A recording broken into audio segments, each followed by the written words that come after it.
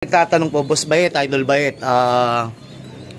bakit ganun? Ang mahal ng mga ibong kilano hindi naman nananalo yun, o kaya sobrang mahal naman kaya pala nananalo yun. Bakit magkano po ba? 5,000 daw po yung kanya, 10,000 daw po, 20. Meron akong nakilala, ang pangalan ay Dennis Palma. Sa oras ng pangangailangan, siya'y madaling malalapitan.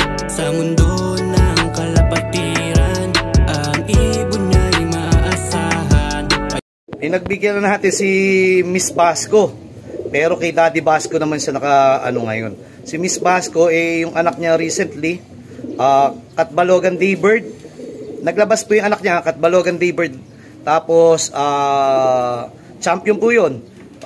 Tapos, Matnog Lap champion din po. Yung isang ibon po yun, anak po, yung tatay po nun, o yung magulang po nun, galing po dito kay Miss Basco, cross kay Tacloban. Ayan, kita nyo naman po. Ito po si Tacloban, nakakross naman kay Lola Stitch. Ang tawag dito si Stitch Sakang. Then, si Stitch Sakang naman po, at saka ito, naglabas naman ng Daybird din, ng Katbalogan. Mag-nestmate pa po yun, auction winner, 2023. Pero, ito po kasi yung kanya, uwing Katbalogan, uwing bata ni Justoni Molo. Yan, pinagpares po natin. Pero, hindi, ito naman po si Daddy Basco, alam nyo na yan. Marami pong nilabas na winner po yan. Ang itatakel po natin is, may nagtatanong po, Boss Bayet, Idol Bayet, bakit ganun? Ang mahal ng mga ibong kilano hindi naman nananalo yun, o kaya sobrang mahal naman kaya pala nananalo yun. Bakit magkano po ba?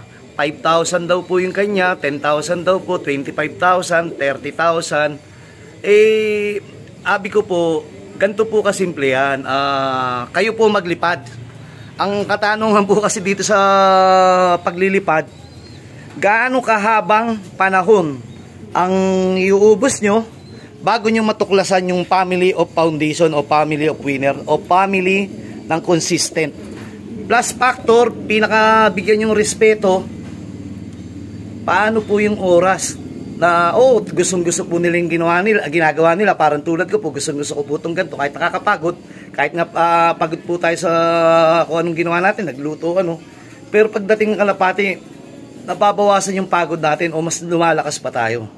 Kahit nga tag-init, kita mo, nagbibilag pa tayo para mag-abang o magturo ng inakay. So, matotal, irespeto po natin yung panahon na ginugol nila. Kung may trabaho po yan, kung engineer po yan, o kung katulad nila parin Jimmy, mga bilyonaryo yan, o yung mga katulad naman ng iba na tricycle driver, umuubos po sila ng oras.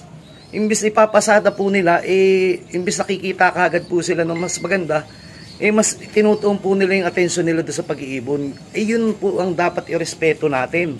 Yung panahon na ginugol. Unang ganito. Unang pairing po parang ganito. Ito, Takmak 14, Tak 41.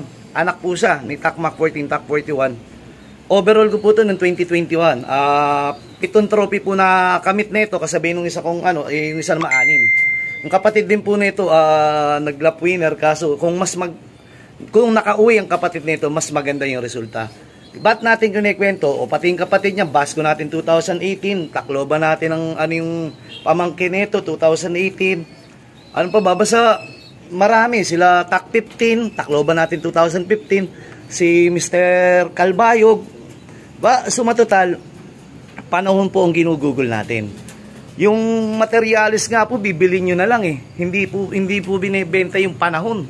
I mean, tipid na po kayo. Kung halimbawa nagbebenta po sa 5,000, 10,000, o 15,000 o 20,000, hindi nyo pa tinatanong kung magkano pinanalo po nila Baka mamaya yung pamilya nun nanalo na ng 2,000 mahigit, 1 milyon na mahigit, o sa haba ng panahon, ilang milyon na mahigit.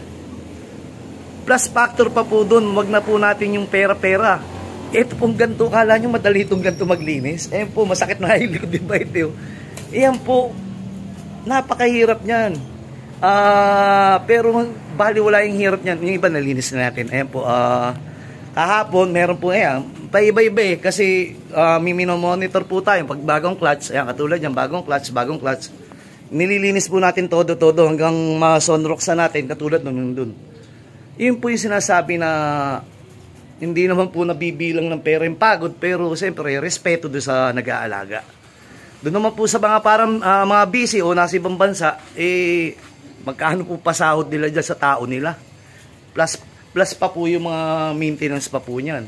Abuti po tayo, marami po tayong maintenance dito na, ang tawag dito, ini-endorse lang po natin o inilalambing kay Bet ng libre. Nandiyan po yung mga probiotic ni Tulome. Nandiyan po yung, ang tawag dyan, BC3. Basta marami po tayong ano dito. Nandito po yung, ang tawag, herbiotic po natin ng Sebis Herbiotics. Nung nakaraan, mga product pa nung, basta ang dami pong, ang hirap na magbanggit, pero ginagamit ko naman po Yun po yun, paano kung binibili nyo pa po? Plus factor, bilangin nyo po yung ilang beses kayo mag-training. Yung pagtitraining po, magkano po bayad yan? Yung pamasahe pa lang po ng uutusan nyo, pakakainin nyo pa yan, paiinumin nyo pa yan, o kung medyo ano lang, kayo na mismo. Di ba po, ang hirap, kung yun kukumpute mo bago pa manalo. Ngayon, balik po tayo sa panalo.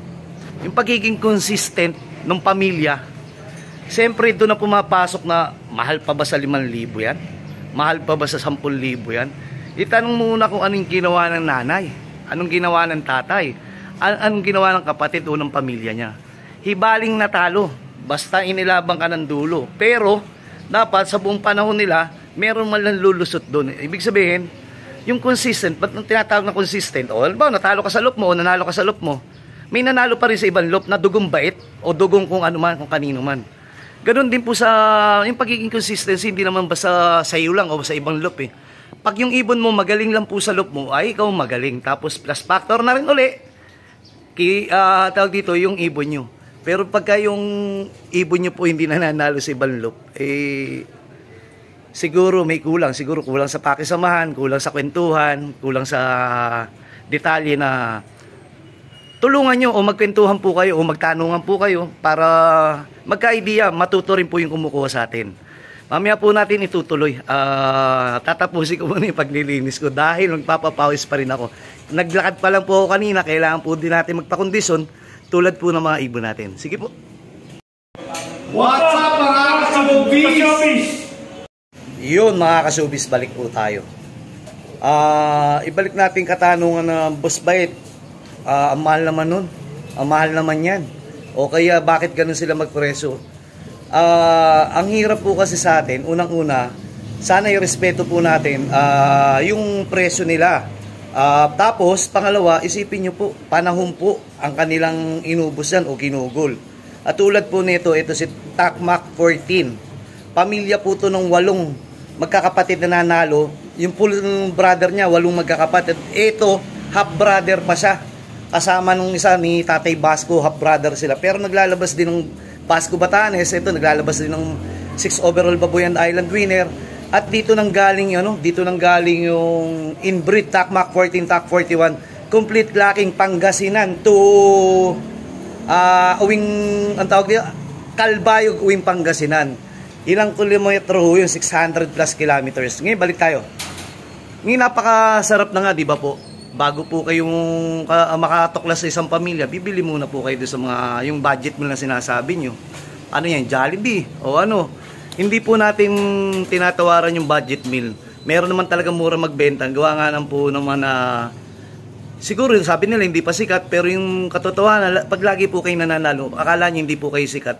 Kaya lang pakiramdam nyo hindi po kayo sikat kasi po, number 1, mahihain po kayo. At pangalawa, kaya napipigilan yung pagsikat nyo kasi kahit mayaman o mahirap, yung hindi po kayo ganong kagalante o hindi po kayo ganong nagbibigay ng ibon o nagdodonate ng ibon o nagbebenta ng ibon. Malaking bagay po yung nakakatulong po tayo sa mga baguhan. Naiputan na. Ito, katulad po nito. Takmak 41, Takmak 14, tapos tawag dito si Victor Lim Kawayan, i-inbreed po natin. Mamaya, saka natin tackle tong inbreeding. Importante rin po to dahil meron po tayong bagong opinion. Sumatotal, katulad yan, ilang taon na sila? 2011 ko pang Tacloban to. Tapos 2014 ko pa tong Tacloban na to. Ito pa, tayo natin lilinisin. Puro tanggal, ito si Mami Basco. Sumatotal, yung mga ibon natin, hindi lang yung basta binuo. kahit doon sa mga big loop o doon sa mga veterano, hindi lang basta po yung ginawang ipagparis lang. Kasi sayang din po panahon.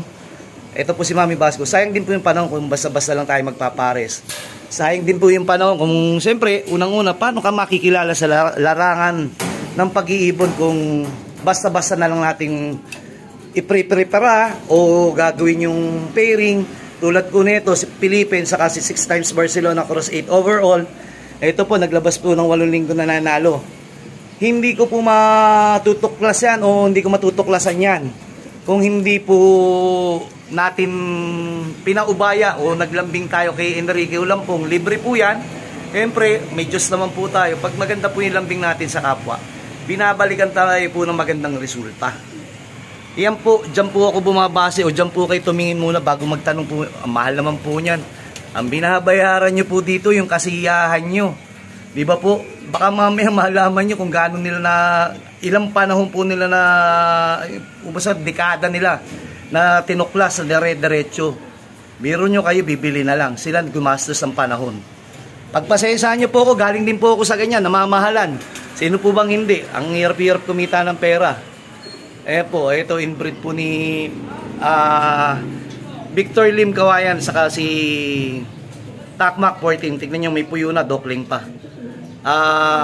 Ito sila sabi ko, ito naman Victor Lim na sinauna din po. Pagkakondisyon na po sila, pagbabanggain po natin para magsarado po tayong Victor Lim. Itutuloy po natin, pero sa maiksing mensahe po ni Bayto, opinion ni Bayto, naway may natutunan po kayo. Sige po. Yun, good morning mga kasubis. Bali, nandito tayo sa ating breeder's dop. Hindi pa po tayo nakakauwi. Si Mang Lloyd o si Sir Lloyd ang nag-aasikaso po ng ating panlaban. Then, tinatawagan po natin maya't maya. Kami noon, kahit wala pang derby, lagi nag-uusap. Ganun kami magkaibigan. Sumatotal, may nagtatanong, Boss Bayet, magkano ba dapat ang isang young bird para sa isang magandang pamilya na o magandang lahi na? Tapos pag tinanong mo naman, magtanong daw sila sa iba, bakit ganun daw, 20,000, 25,000, 10,000, 5,000. Wala po sa presyo po yan ang ibon. Unang-una nating igagalang, isipin nyo po, kung consistent po ba sila nanalo, basta lang mananalo. Ang point ko po doon, pinagpaguran po nila yan. Unang-una, siyempre, materialis at gusto nila po yung ginagawa nila. Pero yung pinakamahirap dyan, yung pagpagod po nila, yung pinagpaguran nila, pag-analyze nila, pagtuklas nila doon sa mga lahi na ginagamit nila. Kasi hindi naman kagad shoot yan eh. Pwedeng natsamba mo, shoot agad, pero kadalasan, siyempre, pag nagsisimula, talaga napakahirap. Maganda na nga may YouTube o may mga FB page eh. Itutuloy po natin tong ating diskusyon sa ating YouTube channel saka FB page. Abangan nyo po.